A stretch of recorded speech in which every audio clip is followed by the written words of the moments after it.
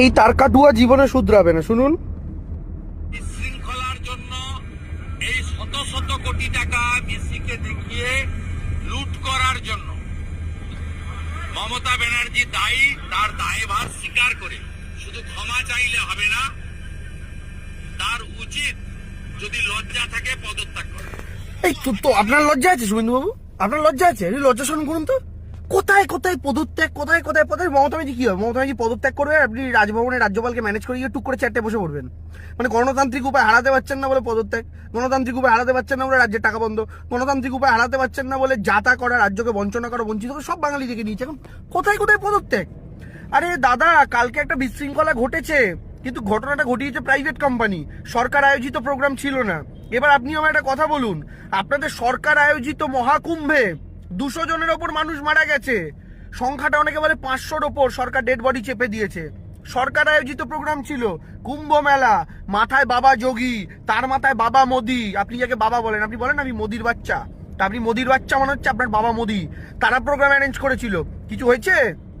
পদত্যাগ করেছে যোগী, পদত্যাগ করেছে মোদি, বাদ দিন।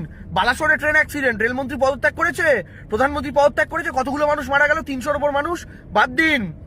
দিল্লিতে বিস্ফোরণ লালকেল্লার কাছে, কতগুলো মানুষ মারা গেল, অমিত শাহ পদত্যাগ করেছে, নরেন্দ্র মোদী পদত্যাগ করেছে, বাদ দিন। পুলওয়ামা আক্রমণ, ঢুকলো জঙ্গিরা, আমার 40 জনের ওপর সেনা মারা গেল, বাসের মধ্যে বিস্ফোরণ, নরেন্দ্র মোদী পদত্যাগ করেছে, স্বরাষ্ট্রমন্ত্রী পদত্যাগ করেছে। নির্লজ্জের মতো শুধু পদত্যাগের কথা বলেন, লজ্জা করে না? কোনো কনস্ট্রাকটিভ ক্রিটিসিজম নেই। মুখ্যমন্ত্রী পদত্যাগ করলে আপনার 16 করা পূর্ণ, আপনি মুখ্যমন্ত্রী হয়ে যাবেন।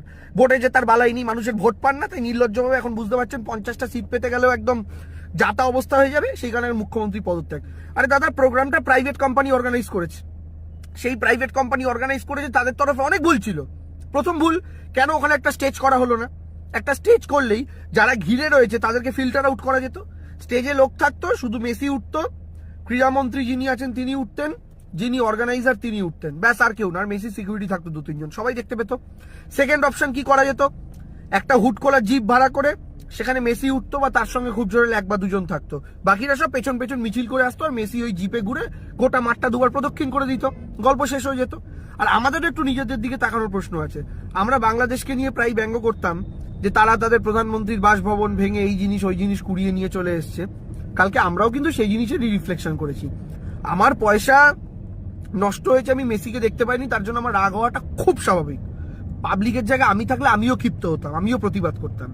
যদিও আমি মাঠে যাইনি, আমিও প্রতিবাদ করতাম, কিন্তু তার জন্য আমি যে জিনিসটা ভেঙে নিয়ে চলে আসছি ওটা তো